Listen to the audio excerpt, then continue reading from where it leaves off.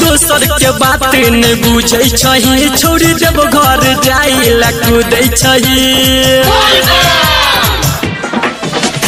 दोसर के बात नहीं बुझे छही छोड़ी जब घर जाइला कूदै छही लोट के जाल भरल रसते में रही जागे एगो कहावर नहीं समझै छो तोरा सजल बाबा के गोना चढ़ै जागे एगो कहावर नहीं समझै छो तोरा सजल भोला के गोना चढ़ै जागे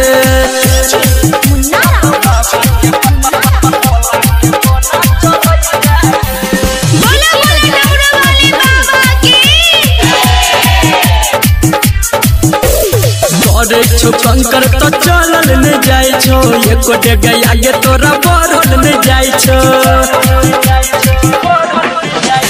करे छो कंकर तो चलल न जाय छो एको डेगा आगे तोरा बढ़ल न जाय छो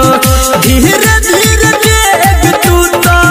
काते बढ़ई जागे एगो कहावर नहीं समरै छो तोरा सजल बाबा के गोना चढ़ै जागे एगो कहावर नहीं समरै छो तोरा सजल भोला के गोना चढ़ै जागे